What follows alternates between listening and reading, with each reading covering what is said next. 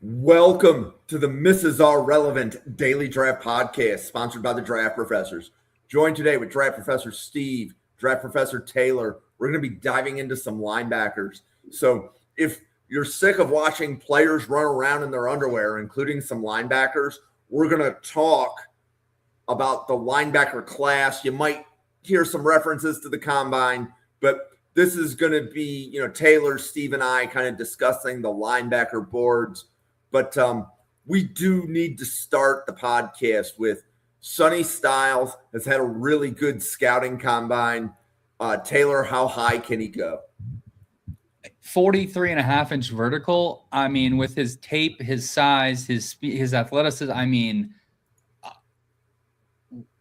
why not two to the Jets? I'm just saying, like, at this point, I mean, he has had that good of a combine. Like, obviously, David Bailey running a 4.51 makes that a little bit and of an interesting conversation. Ruben Bain, some teams measured his arms 32 inches. I don't know how those measurements work.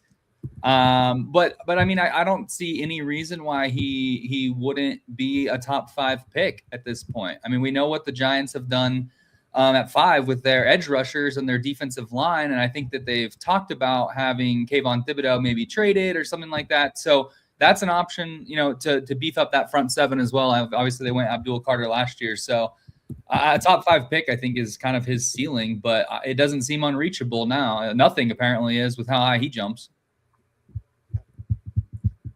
I like that. And I was saying, how high could he go? And then you took it right into the jump. That was that was a great opening.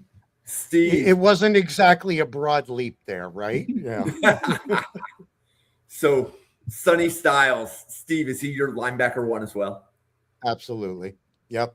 And, many of you know I'm an Ohio State fan, but there really isn't a bias. I could be sometimes overly critical, but, and I think what the testing does is, sort of affirm certain things for me.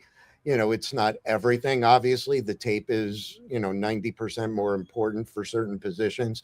I do want to see the athleticism and I pay attention to Raz, but yeah, it's stuff like this, when it comes out, the 43, the 11.9 broad, it just makes me feel a little better, Okay. And then, Steve, your linebacker 2 is who? Yeah, C.J. Allen of Georgia. Just, talk about a ceiling.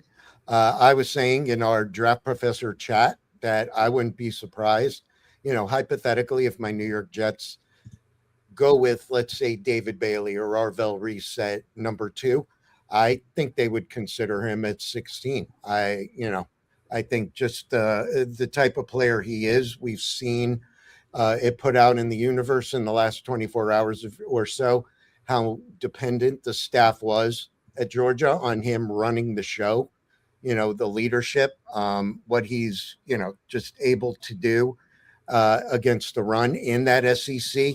He's 21 years old, 3-year starter. He's not particularly the best in terms of coverage. And I think that's, a kind of a consistent theme we see in some of these linebackers this class.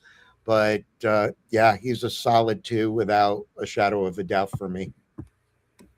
Yeah, I'm right there with you. I mean, he's my number 2. I don't think it's as solid for me. Obviously, we're still getting back numbers from the combine, and that will ultimately change my final rankings. But I have him and Jacob Rodriguez 2 and 3, and they're almost identically graded. For me, they're both explosive, or they're both decisive linebackers that are going to impact teams immediately from the inside, right?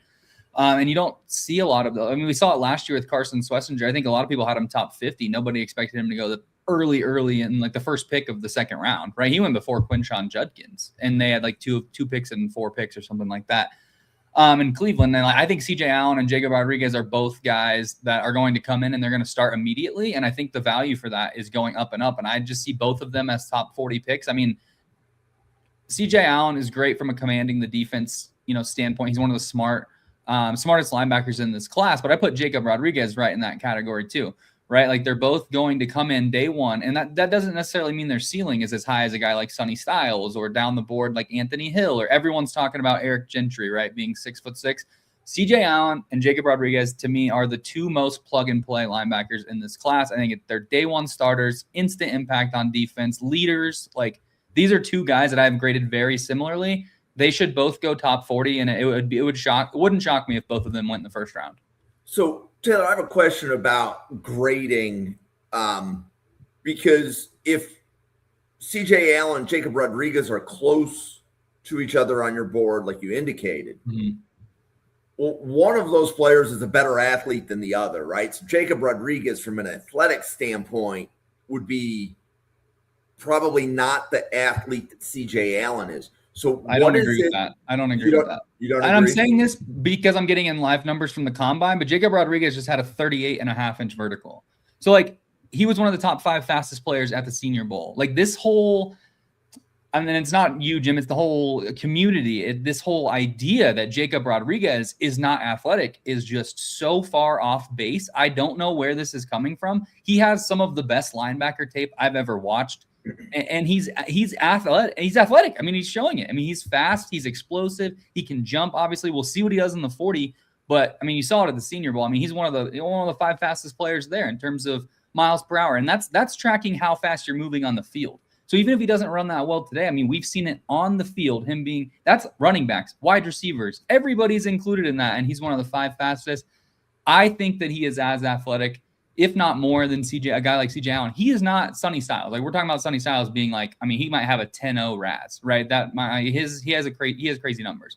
But Jacob Rodriguez is no slouch when it comes to athleticism. I think that's something that he gets dinged on.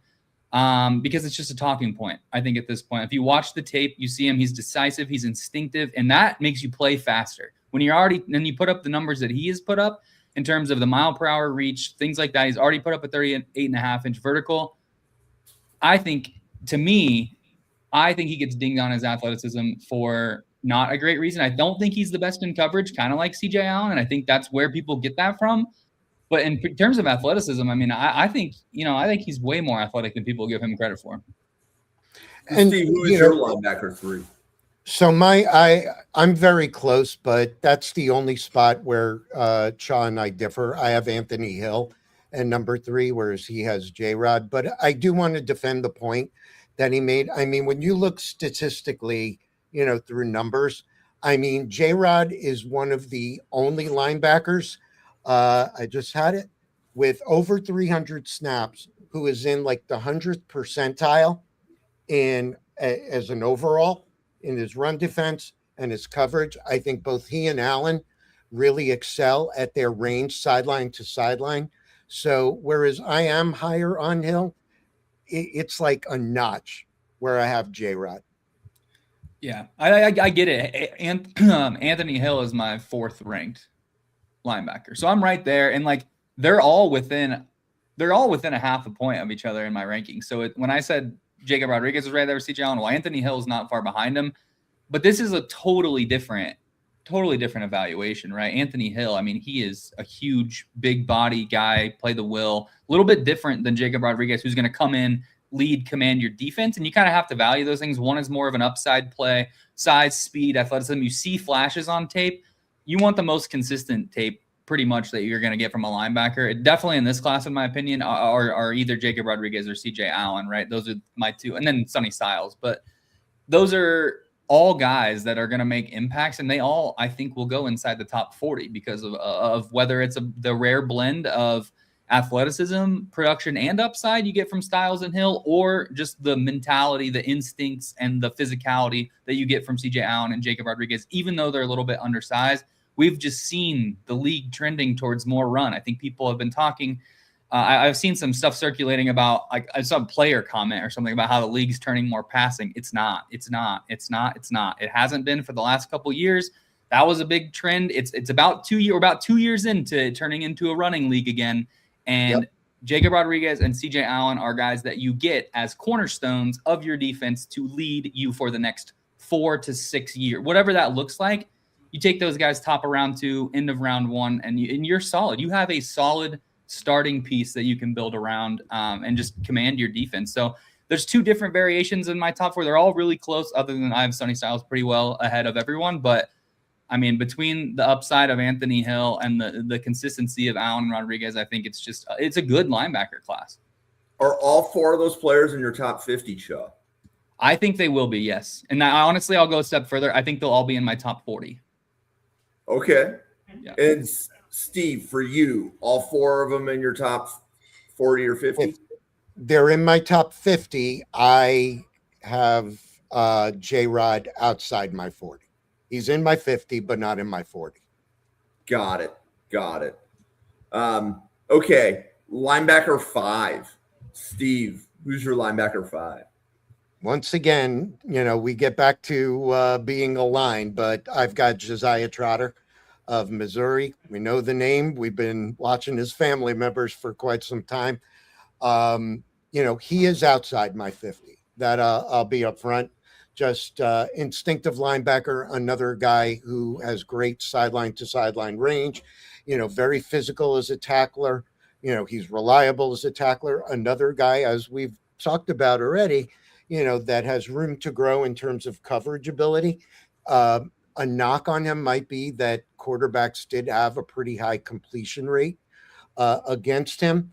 And he doesn't have the snap count of some of these other guys, but I just see, I think there's a good ceiling, but I'm more comfortable with his floor. And that's why I've got him, as my number 5.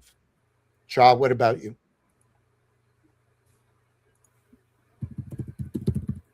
Think you're on mute. Yeah. Shaw, you're on mute. You're muted. My fault. I think that Trotter is just, the family genes are there. I mean, his brother's in the NFL. He knows what it takes. He knows, you couldn't have hit it on the head anymore. I don't think, Steve, his floor is unbelievably high.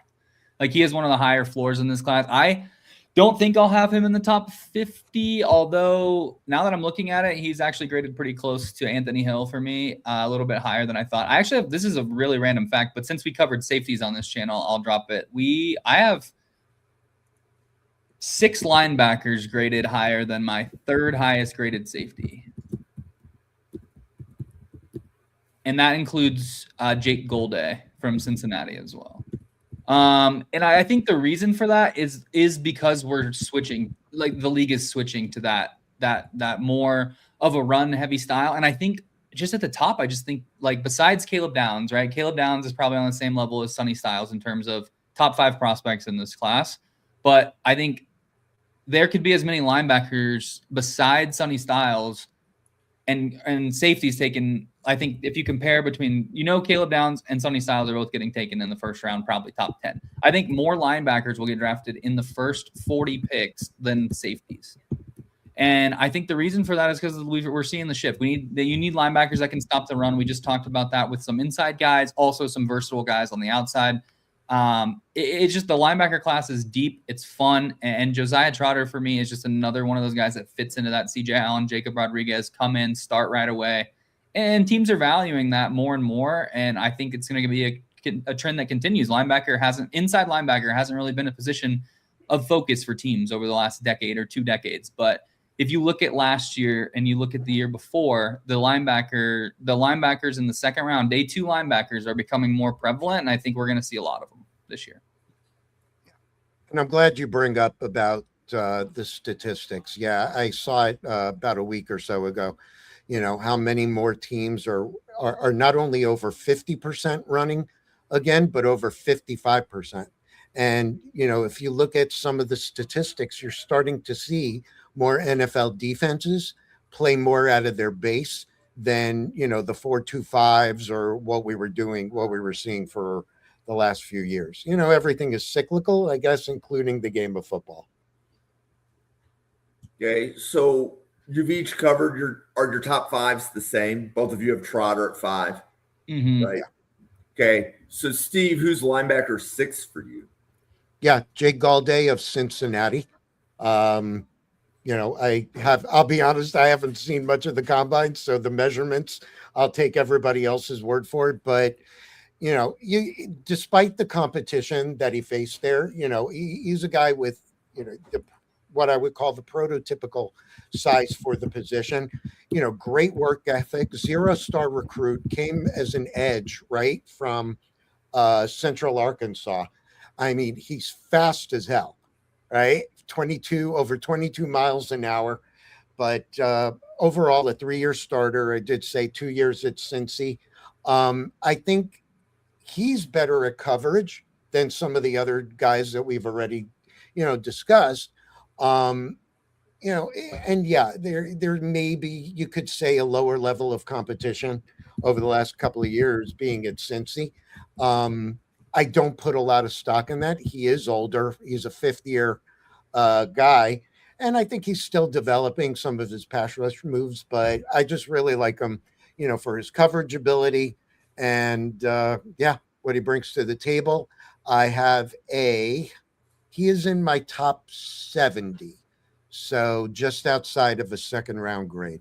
Yeah. He's my favorite pick to the Indianapolis Colts in round 2. Well, we'll see if his RAS holds up. And that's all it, we right? care about over there. He's expected to have a high RAS score, which the Colts love. Taylor. So they're pretty much middle, right? Because the Jets have their first at 16. Yeah. So they're probably around like 48, 50, 40, something like that. Okay. Yeah. Taylor, who's your linebacker 6? Same, Jake Galday. I think I have just a couple more quick hitters on Galday before we move to the next linebacker. But 3 years at Central Arkansas, had no issues transferring up to Cincy. Couple things. PFF, his run grade improved every single year, even coming from Central Arkansas up to Cincinnati, and his missed tackle rate decreased every single year. So 2 things that you're looking for when you're evaluating players are size, speed, obviously athleticism, and then how do they get better over time, right? Like I think they talked about it. R. Mason Thomas came to Oklahoma at like 208 pounds or 220 pounds, whatever it was, like no weight. And he's put on weight over the course of time, and things like that and improve. That's something that I think Jake Galday did really well. I think his coverage is a strong suit, kind of like Steve mentioned. He's very lanky, super versatile. He can line up on the edge. He can blitz from, the A gap. He can cover in the back end if he needs to. He kind of has I would say what I wrote in my notes is that he has a uniquely diverse play style in that he can do all these different things. My comparison for him is Zach Bond, but like a light version of that. Like Zach Bond played edge for a long time, obviously famously switched, became one of the best defensive inside linebackers on that Eagles Super Bowl team 2 years ago. But Jake Galday to me is that same type of, he has that height, weight, speed, kind of athleticism build that maybe means more for like rushing off the edge or playing that will, but man, move him anywhere. And he's just, he's a super athletic piece to get in your front 7. Well, and something to add on Galday. So you're talking about moving him to edge. Cincinnati played him in the slot. Yeah. Right. So this is like Galday. I think part of the challenge is we'll say there's a position transition because Taylor's talking about maybe he plays edge or will, but he has a lot of snaps in college at the slot. I believe in 2024, he was entirely a slot defender covering wide receivers on pass routes. Yeah, that to me is a little bit more. 36% of all of his snaps, so more than a third in the slot. Yeah, and I don't really agree with the assessment of the way that PFF determines that because this is clearly a linebacker playing linebacker, but because college, the hashes are wide, it looks like he's in the slot because of how far out, but he is playing linebacker. Like he is playing will linebacker. He's not a slot defender. He won't be a slot defender in the NFL. He is going to be a linebacker. So that's the thing that I have a little bit of a gripe with like PFF, right? Is like they list him as, he's in the slot. Well, yeah, because he's guarding the tight end that's, 20 yards wide because he can be, right? In the NFL, that everything condenses so much. The field condenses down. He won't be playing in the slot in the NFL, but he is a very athletic linebacker, and he covers extremely well for a linebacker. I don't think you put him in a slot man-to-man on any wide receivers. He's not holding up in that situation, not in the NFL. But he's a good linebacker, and he's going to play at that position in the NFL. Okay, Taylor, who is the next linebacker on your board? That'll be Deontay Lawson, linebacker out of Alabama. So another inside guy. I don't have measurements in front of me. I haven't really been watching too much. But I just see that Sonny Styles is the the highest vertical of anybody 6'4" or over in combine history. I got the combine on next to me, but Deontay Lawson, Alabama, inside linebacker. I think his instincts are really, really good. He's a physical linebacker, had really good film. Not a player to me that has tremendous upside, but more upside than like a Jacob Rodriguez, if that makes sense. But his film wasn't quite as good. So he's a little bit lower for me. But yeah, another player that's probably a day 2 guy, back end of day 2. I would say, take him in the third round, and you're going to be pretty happy with the result of that pick. So I'm a fan of Deontay Lawson out of Bama. Do you have anything more on him, Steve? Yeah. So, I think part of it is he did come back from the ACL, right? And, and he played, he played pretty much the whole season. I think a story with Lawson is there isn't necessarily anything, he's got good change of direction, right? He's a good run defender.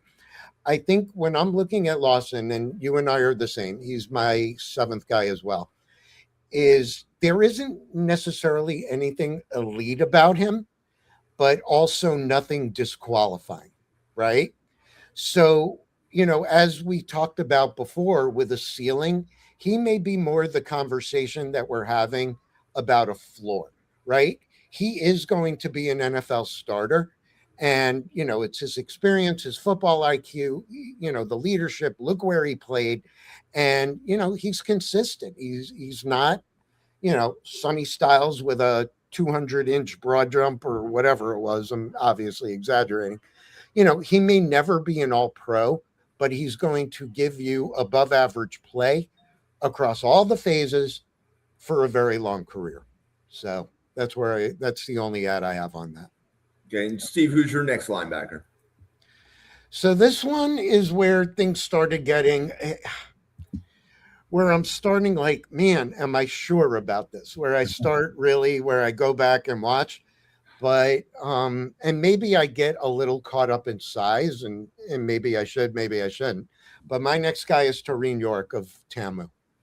5'10", we think. I haven't seen any of the measurements. Good production. Last year he's a team captain and a leader, physical. He's got really good reaction and speed.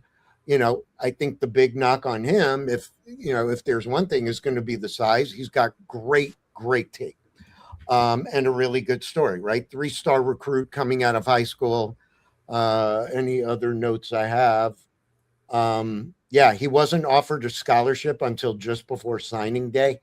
And, it's paid off for him. But, it's how is he going to be able to cover some of these tight ends and some of these receivers as 5'10"? I mean, maybe he could cover Mekhi Lemon if Mekhi Lemon was 5'9", or, but I'm not 100% there. I think I have some conviction as the next one on my board, but I'm curious to hear what you think. And your number 8. Yeah, so he wasn't a player that I fully evaluated, but I thought his tape was good. I looked at his tape. I haven't got his full evaluation in there yet, so he's not technically ranked for me, but he has good upside. I just think the size is a bit of a concern, like you said. But man, the film is good. The play speed is good. I mean, he looks good on tape. He looks the part. I think the measurables for me are going to be pretty big for him, and like what he looks like to finalize my evaluation. But he's an interesting study because, again, he's another inside linebacker that teams are going to value because he's a quality player right now. Yep, and I think the point to make on Tareen York that would be different than the players you guys have ranked ahead of him, and Sam Teets has been pointing this out in the Draft Professor group chat and on Twitter today, is that York would be a historical outlier based upon height. So my draft prognosis is you start looking at that at the top of round 5, right? So the film might grade better than round 5, but an NFL GM that I think Tareen York is going to be a team's favorite round 5 pick. Like whatever team grabs him in round 5, they're gonna love the pick, right? Yeah. Now his film is probably good enough, like you guys said, to go earlier, but being a historical outlier could push him a little bit further into day 3. But Taylor, who's the next linebacker on your board? Yeah, so for me, and I'm gonna mess up his last name, but the Oregon linebacker, Bryce Betcher. Bryce Betcher. Okay, Bryce Betcher is my linebacker 8 right now. He is a guy that just had, such good production. The next two guys on my list are, and again, maybe this is something that I like. Obviously, I talked about Jacob Rodriguez in this fact, but Bryce Betcher is just so productive. He graded really high in my production score. And then his film, right? He's not as high of graded his film on some of these other guys. Like, he's a little reckless. He runs in there extremely hard, extremely sometimes just out of position by trying to get into position too fast. Does that make sense?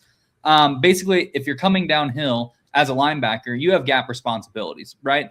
Sometimes as a former safety, he just kind of blows in there hoping for the best. And I think that's kind of what knocks him down a tier from someone like Josiah Trotter or Jacob Rodriguez, right? Where these guys are pretty disciplined in their gaps. They're pretty consistent. They have really, really high floors.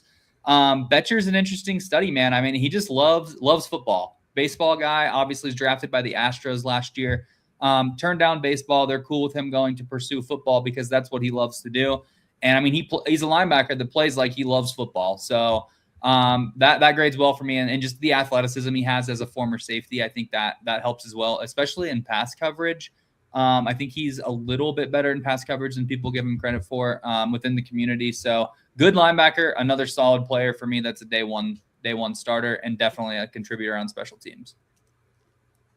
Steve, who's your next linebacker? So again, when I brought up York, I have 3 guys that I still need to sort through. So I'm just giving, if we did this show next week as I'm trying to get out, the final board, it may change a little bit. Next guy on my list is Caleb Elamzor of TCU. Box dominant alignment. Didn't see the measurables, but anyway. Can I tell you? Oh, it's freakish. Like it's in the draft professor. He ran a 4.47 and jumped 40 inches. I didn't rank him for this. I didn't get to him for this. And I just was like, looked over and I have the combine tracker up on this thing. And I saw 40 because you see Sonny Styles 43.5. The next guy on the list is 40 from Caleb Elamzor. I updated it to go for the 40-yard dash. What do you know? 4.47. Well, and you want to hear something? One of the early notes I have, we did on the show here, we've covered TCU a couple of times during the season for this. And I went back to early notes that I had from one of our other shows where we were doing the game previews. And I have in my chicken scratch, questionable, how good of an athlete is he? And will he be able to have good straight line speed? There goes that right out the window. There you go. And so this is Caleb Elamzor, linebacker from TCU. So it's interesting that you guys bring him up, and I think at this point we're right around linebacker 10 or 11. I think 8 or 9. Okay, we're still in the top 10. So the reason I want to point that out is with all the different guests that are coming on Draft Professor and doing mock drafts, he needs to get more buzz, right? Because people are now saying, okay, that's my round 4 linebacker, right? So they're doing a mock and they're saying, I need a linebacker, show me the board. And as soon as they see that Elamzor is there in round 4, he's like, yeah, that's my guy. Yeah, I think that makes sense. I haven't went and studied the tape, but my goodness, the speed and the explosiveness jumps off the combine, clearly. Yeah. But just some things I had on him, I mentioned, the early notes, but just a guy that makes plays all over the field. TCU uses, a very pro style, multiple front. He's a former edge, positional, change to inside linebacker. I mean, it involved, but he was pretty box dominant in terms of his alignment. Positioning, assignment execution, good tackling. He does the right thing in the right spot all the time. And gets there in the right way. So I forget what number, I think number 1, 2, 3, 4, 5. He's my number 9. Who do you have, Cha? Yeah, number 9. And I should have went before you on this one because Bryce Betcher and Aiden Fisher is linebacker 9. They are 0.01 separated right now. Obviously, RAS will be the last thing I add into this model, but this is on film, their awards, their upside, and then their production grade. And they are 0.01 apart. And I mean, I just can't think of two football players in this class from a linebacker perspective that are just so similar. And it makes perfect sense why they're right next to each other in my model, right? Like Aiden Fisher is just a old school, like linebacker, like middle linebacker. He's going to come up. He's going to hit you. He's going to be disciplined. He is not going to be someone that can be on the field on a lot of third downs, and that's going to drive down his draft stock, right? Quite a bit. Like he is a 2-down linebacker. Like, why do you say that? That's interesting you say that, because there's other draft professors that will say that Aiden Fisher is the best pass coverage linebacker in the class. I don't know if I'd go that far. I don't think he has the athleticism, in my opinion, to be the best pass coverage. Like the best pass coverage linebacker like Kyle Lewis in the class is Kyle Lewis, not close.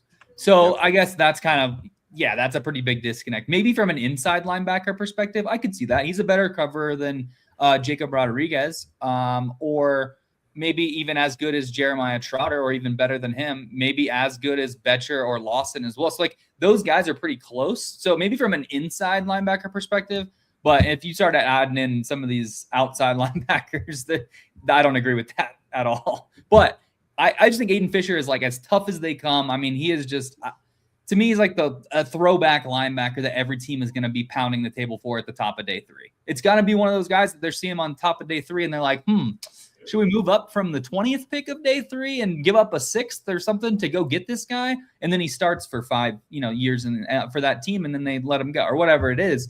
To me, that's what Fisher and Betcher both give you, is just immediate contributors, physical guys, team players that are going to play special teams, and then they're going to be able to develop into full every down linebackers. But I do think, I think Fisher is more suited for an NFL role to be an early down linebacker and contribute in that way in the run game. So where are you in Aiden Fisher, Steve? Yeah, well, once again, we're back to being aligned, because what was that, number 9 or 10? I lost count, but I'm right there with him.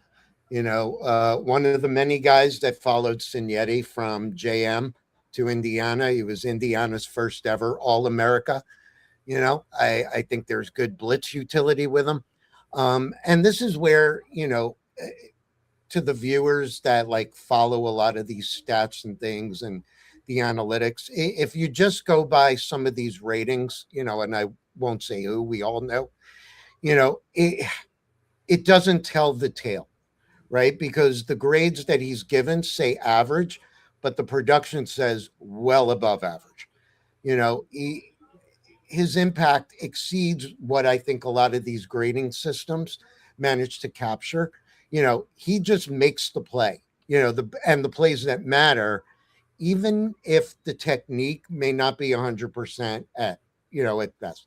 I think he's, you're just good old fashioned, probably showing my age, but probably you're just traditional, no frills linebacker. Throw him in the middle of there. He's physical. He's sound. He's reliable. He's not going to wow you on any one particular snap, but he just does his job consistently, snap, snap, snap. And that consistency was there at well over 2,300 snaps. Okay. And then, Steve, who's your next linebacker? Yep. So next on the list, at some point, I'm looking forward to us having really different things. Well, you're much higher on. I don't know how to pronounce his name. I heard you say it, but I'm not even going to try. Next for me would be Buffalo, Red Murdoch. Off ball, used a lot in the box. Absolute monster on a football field. I mentioned before a second ago about, old school throwback linebacker, playing in a leather helmet. Great size, good instincts, a real thumper, good, if not great, force fumble production. I don't do comps. I've told you this. I look at him as sort of a Josie Jewell, right? And I think there's a range there. physical, instinctive, the processing, his toughness, it compensates for maybe what his body won't let him do and why he may not go earlier. Do I think he's a 3-down linebacker in a pass heavy, and passing heavy NFL defense? No, but I'll take that dude to play the run and come down and just smoke somebody. Taylor, where are you on Murdoch, and who's your guy?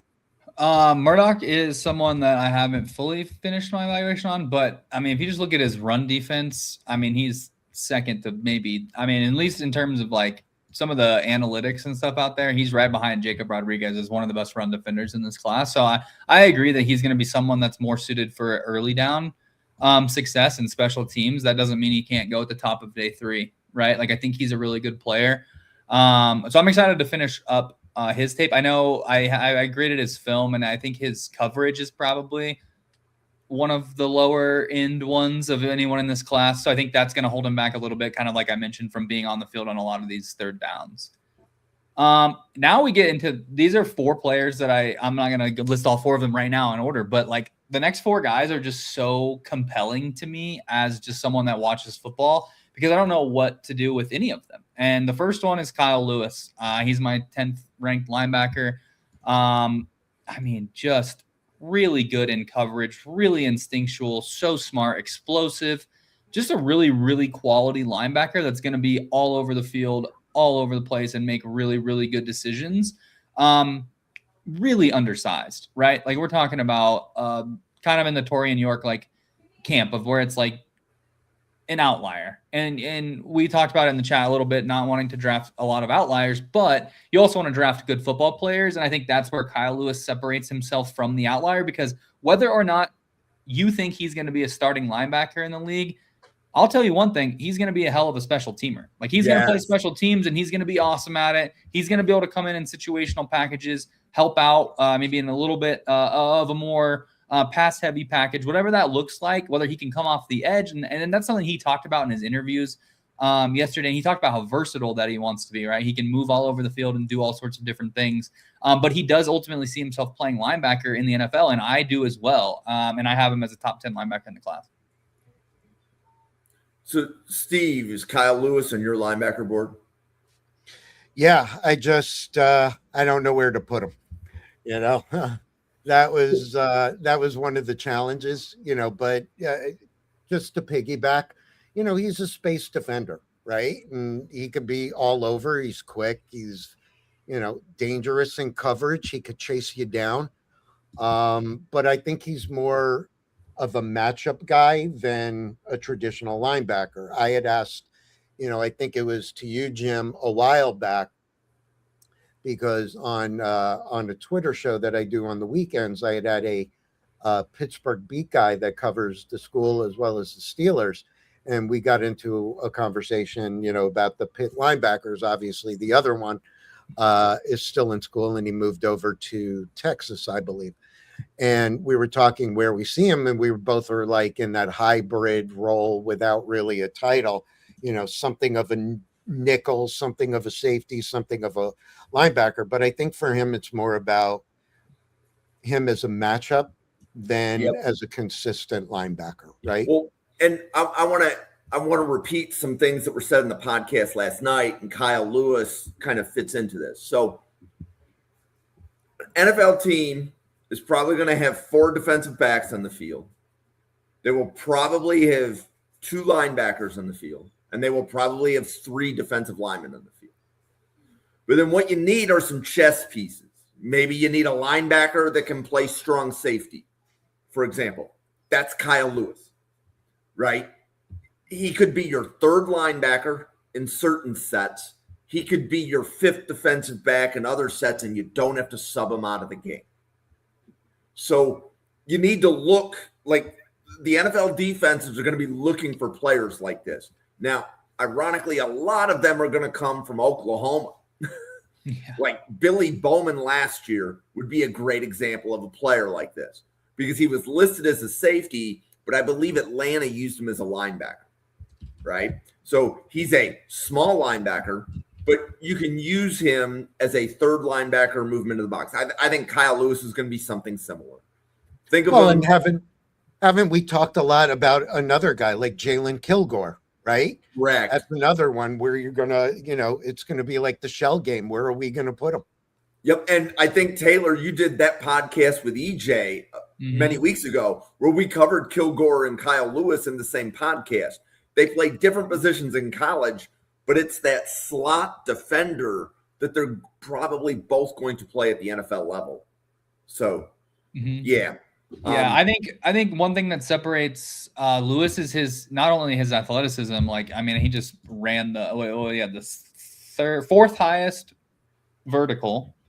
He had the second longest broad jump, and he had the fourth fastest 40-yard dash. So you're looking at one of the 3 or 4 most athletic linebackers in this entire class. So yeah, you're right. To be a chess piece and be able to move around and be able to have the instincts that he has from just watching his film, and I mean, he's got really, really good tape, and he's a player that I think, man, you got to find a way to get him on the field, right? Almost more than you have. Like, he has to tell you where he wants to play, whatever that may be, whether it's linebacker, safety, like you mentioned. But like, you got to have him on the field. You got to have him on the field. I mean, he's just that good from a football player standpoint. Like, I don't think you let him slip past the 4th round, right? If he's in there in the 4th round, another one of those guys you want to look to move up and go get. Especially, again, though, this kind of limits his options, right? Because he's so team specific. He's probably going to be a player that is only targeted by 9 to 12 to 15 teams, right? And I know you could say that for a lot of these players, but when we look at guys like, and this is a little bit different, but like Nick Emanwari from last year, like, he was a scheme fit, right? And he dropped 15 spots from where he should have went, right? I mean, I had him as a top 20 guy. A lot of people had him as a top 20 guy. Right. Safety obviously being devalued, but then you look at the impact he just had on the Super Bowl winning team. Like, those guys are going to become more and more of, like, integral pieces to defenses. And not everyone is Nick Emanwari. I get that, but from a this is what the teams are looking at. So there might be a 10-pick stretch in the middle of the 4th round where these teams don't even have him on their board because they don't know what to do with him, right? So it's going to take a really specific situation, and I'm a little worried that he might slide because of that, but all it takes is one team, and he could go as high as the 3rd round. So there's a guy I would love to get your input. I'll switch gears with Jim, and I'll be the one asking a question, because while we were just talking a couple of minutes ago, I got a message from somebody who's watching on one of our channels. And it was like, well, why haven't you brought up Kendall Daniels of Oklahoma?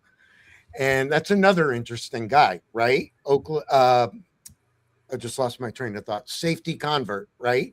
Yep. So what are your thoughts on him? I mean, I have a grade on him. It's middle day 3.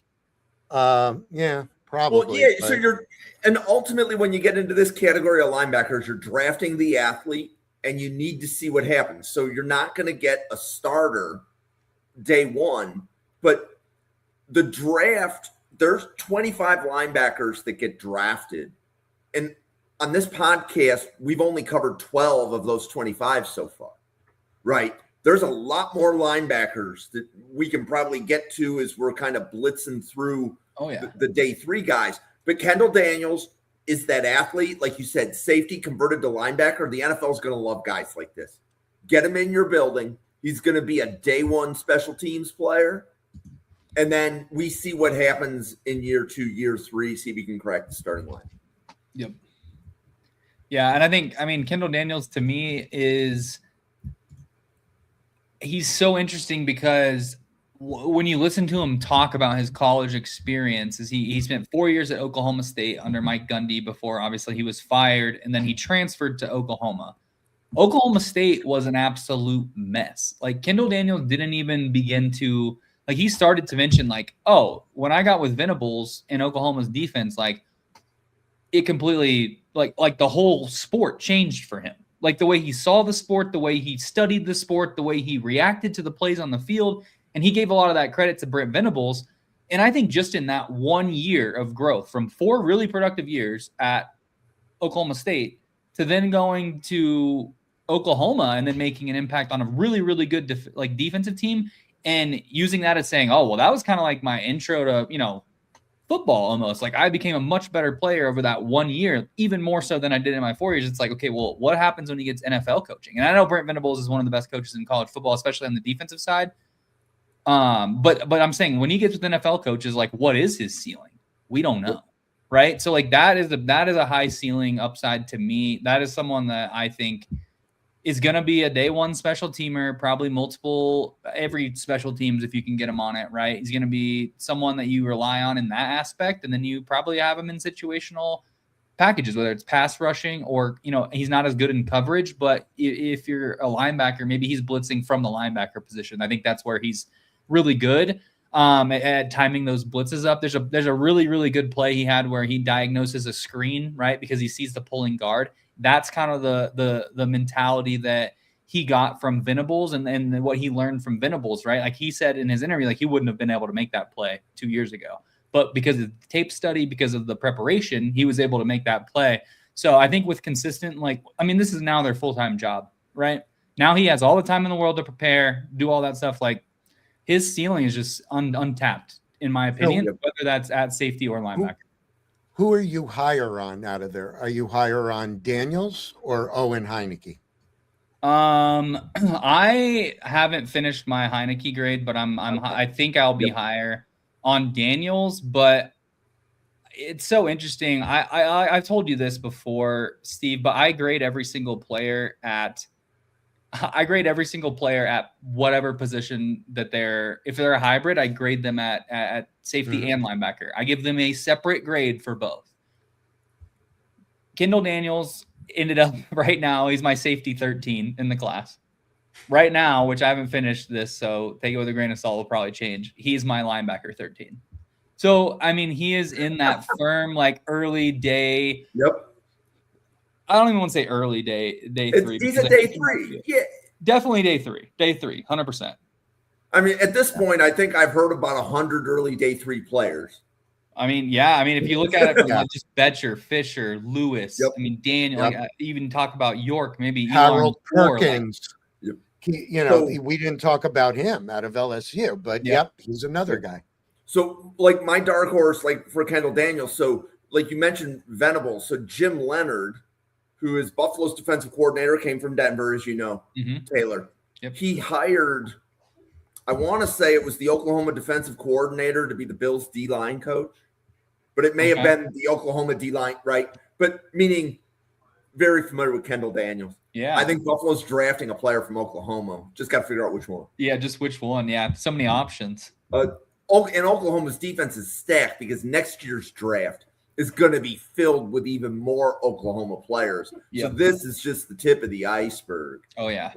But I love the shout out for Owen Heineke. So we were doing the Tuesday podcast with Randall, Jerry Ostrowski, Owen, and I. And Jerry said, have you guys watched Owen Heineke yet? So Jerry he's in Tulsa, so he's very familiar with the players at Oklahoma, right? He does an Oklahoma radio show and stuff like that. So as soon as Jerry tells us to go watch a player, we immediately study it, right? So Heineke is a very draftable linebacker from Oklahoma, very athletic. Oh, yeah. So Steve, I love that shout out of another day three player. Taylor, I will tell you, it's a different conversation than what we had on Daniels, but if I'm looking at more of the purer linebacker traits, I am higher on Heineke. His closing speed is ridiculous. The problem is he's got to learn to rep. As a linebacker, you got to be able to tackle. And he's got a very high missed tackle rate.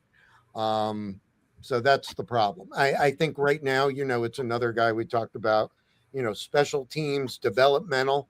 But, day three guy. Just getting drafted. For me, I'll take Daniels. Just on the upside alone. And honestly, I think from right now, I think I'd take him right now.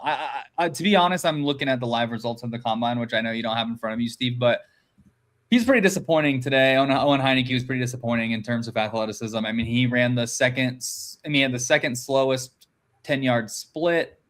He had the lowest vertical, the second lowest broad jump, the second slowest 40 time. He was one of the least athletic linebackers today at the combine. And take that with a grain of salt, as you should with these things. But we're talking about his athleticism, and we just heard, and we've seen it on the tape shows it. He looks pretty athletic, but we don't really see that translate to what happened today. The closing speed wasn't elite. His full speed wasn't elite. His explosion wasn't elite at all compared to just this linebacker class. So for me right now, I'll take Kendall Daniels, and I don't necessarily have it that close at this moment, but Owen Heineke will get drafted. It will likely, for me, be in the 6th or 7th round. So Taylor, have any more linebackers for the crowd? Oh, yeah. Okay. I will go with the next two are so fun and interesting to me. I'll go with, Eric Gentry has got to be the talk of the entire combine, right? He measured in at 6'7", 220 pounds. I mean, that's Jason Tatum.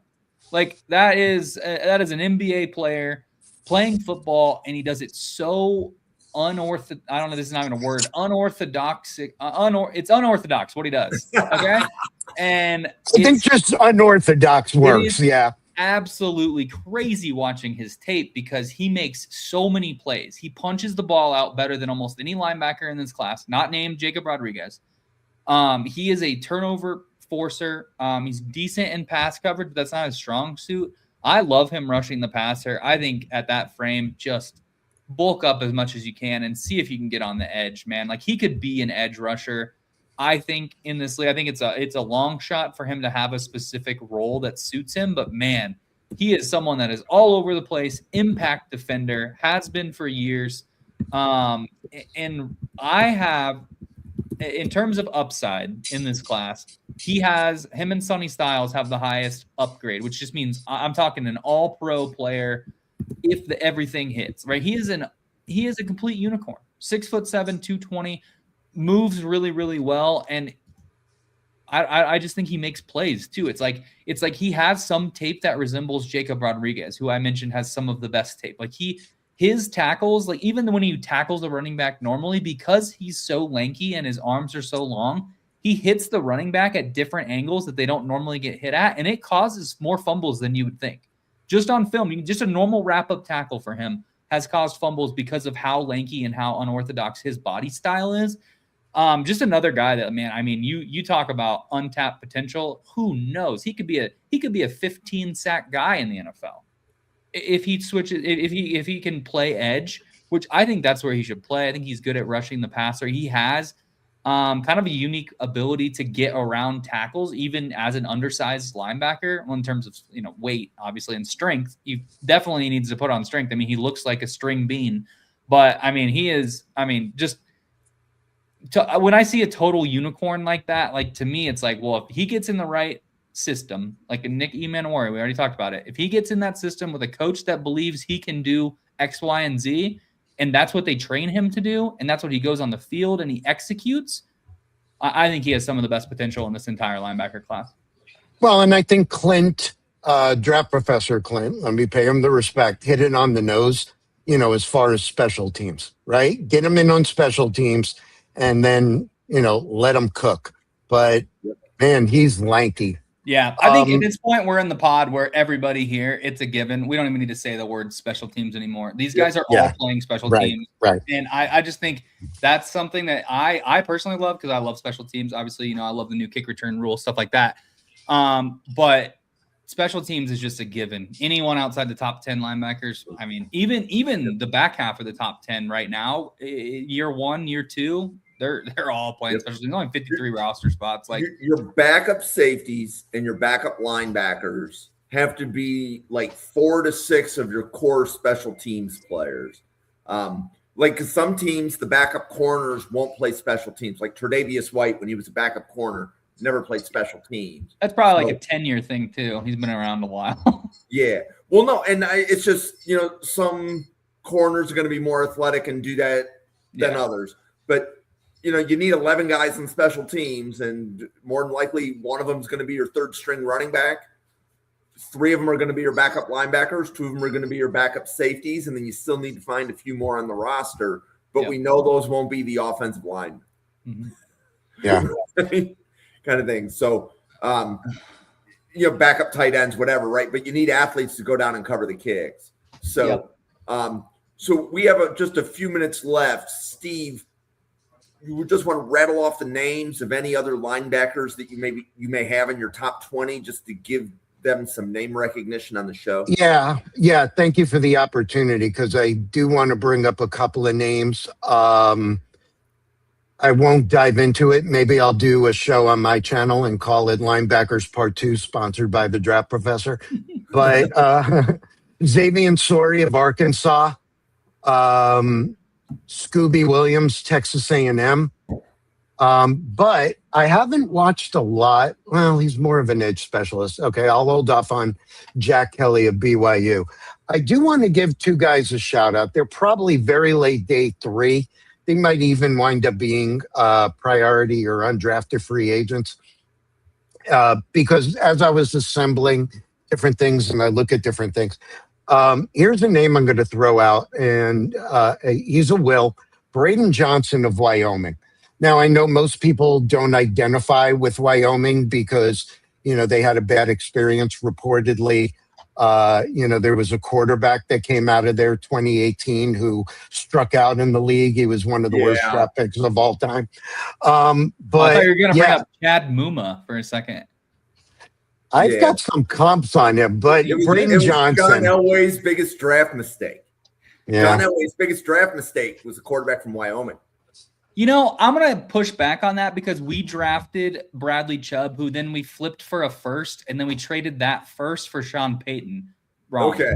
I'm going to go wrong on that one. But I think if those subsequential events hadn't happened, absolutely. 100%. 100%. I really didn't mean to start this. I really should just be alive. I did. You're poking the bear. I'm just saying. Don't start with me about poking the bear. For our audience, I do have or contribute, at least on the weekends. I have a weekend space show on Twitter. Some of my colleagues usually open up during the week, and we were blessed to have Mr. Wickens join us this morning. And if we're covered in gasoline, he came in with the flamethrower saying that what if the Jets drafted Jermod McCoy with the 2nd overall pick? And then you left. Anyway, I don't want to, we could have laughs about this another time. It was great, though. Anyway, Braden Johnson, Wyoming. And thank you, Brian, for the comment about Jack Kelly. One of the best coverage disruptors in this linebacker class. What else do I have? Not that great a tackler. So there's that. And I do want to give Brian another shout out. For those of you that are on Twitter, Brian is like one of the best there is at the FCS guys. He really puts in a ton of work, and he'll put out names there that I obviously haven't heard of. And at one point, he brought up Bryson Edwards out of Lehigh, more of a coverage linebacker, probably undrafted free agent, but this guy is just insane in any percentile ranking. The entire evaluation is a transition question of how do I get this guy on my football field and what do I do with him? So shout out to you, Brian. Thank you for the heads up. Is he more, I'm just a question as a Broncos fan. Is he more like Alex Singleton came from D2, right? Is that a D2 Lehigh or is that FCS?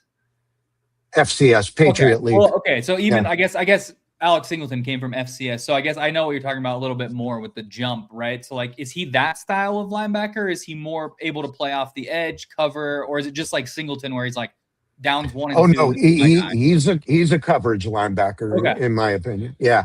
Awesome. Coverage linebacker. I'll have to look linebacker. into him. I'll rattle off my names real quick. Just I only have a couple. The one I want to highlight is inside my top 12 is Brian Parham from Connecticut. He's a little undersized. I think 6'1", 210. Another guy that's going to be a freak on special teams. I gave him one of the highest. He has one of the highest production grades in my entire model. He actually tied Jacob Rodriguez with production on the field. He had 10.5 sacks and 104 tackles. He is an absolute beast. And I don't know where you play him. He rushes off the edge. He rushes up the middle. He has the decent pass rush moveset, but I don't think he's a full-time edge. So I don't know exactly where he fits. He's another guy, but I think he can play off-ball edge. I kind of have him comped to Cervancier Dennis. It's like kind of that hybrid linebacker type. He's interesting to me. Also, yeah, shout out to Brian. He's posted about Josh Pitzenberger before, and I talked about Josh Pitzenberger on the running back show, and I didn't know anybody knew who Josh Pitzenberger was. He's awesome. Love that guy from Yale. Just a couple other names. Jaden Duggar out of Louisiana is a guy that I like. Lander Barton out of Utah. Forgot about him. And then the only other guy that I want to name, because I think I've heard him talked about in the draft circles, and I'm excited to evaluate him, is Arian Carter. As far as my production model goes, he's pretty low on there. Xavier Sori is actually my lowest graded person on the production model right now, but that's only analytics. So I haven't looked at his tape yet, but there's a few guys that, I think could sneak into the draft or be preferred free agents kind of down towards that bottom. But those are, the linebacker class I think is pretty top heavy, and you're going to get a lot of them taken in the top 50, top 60. Right. And what Draft Professor is striving to do is to cover as many of the players that are drafted in rounds 1 through 5 as possible. Right. So we can't claim to cover everybody in the draft, but if we shoot for rounds 1 through 5, that'll spill into round 6 and 7, because like Xavier Sori would be a great example. Some people may have him round 5. Some people may have him round 7, but I think we're confident that he gets drafted at some point. So, Yep. Mike, thank you for stopping by here. So we do have to close the podcast down. Steve, do you want to let everybody know about your talk tape and turbines and your spaces and all the other great things that you do? Yep. So Jim just did it all for me. Head right down there at Steve_NFL. That's the X, Twitter, whatever flavor of the month you want to call it, as well as the YouTube channel. There is the weekend show is much more broad NFL, because I won't let it become a depressing space all about the Jets. Over on YouTube, Talk Tape and Turbines, all the draft content. Stick with me, because my final 150 comes out next week. It will not be behind a paywall, so enjoy.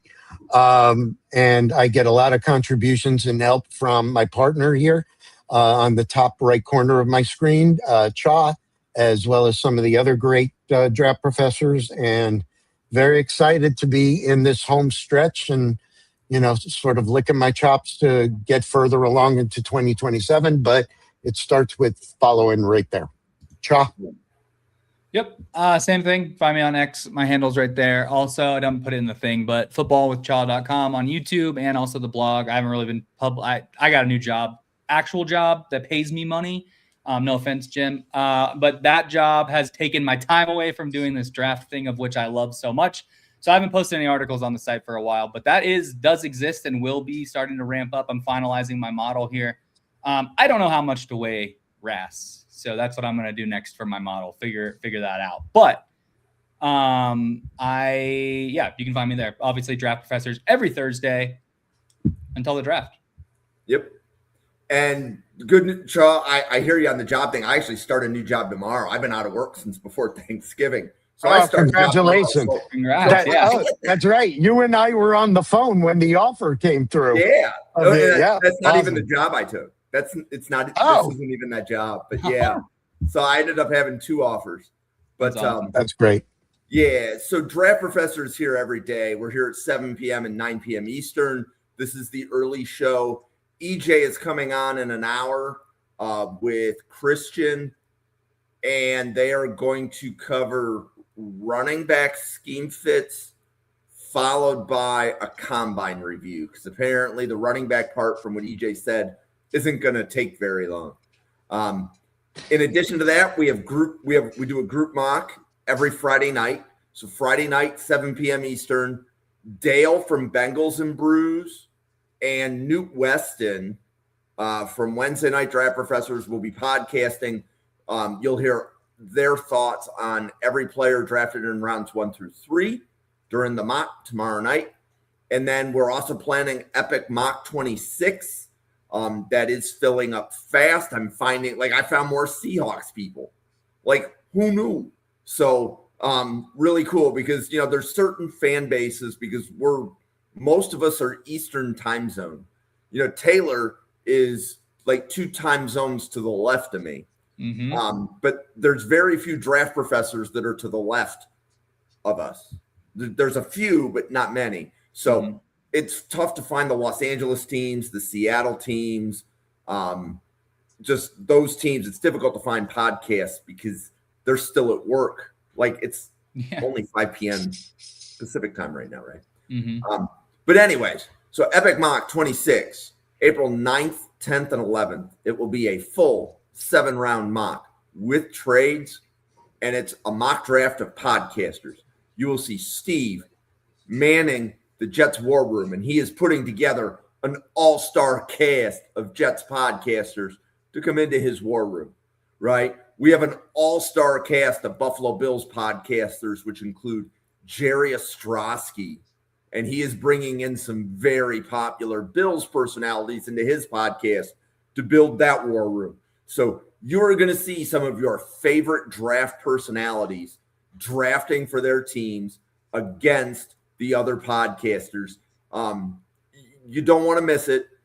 Mark it down in your calendars, April 9th, 10th, and 11th. Get your popcorn ready.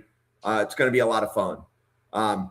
For Taylor, Steve, myself, for the 85 podcasters at the Draft Professor, thank you so much for watching.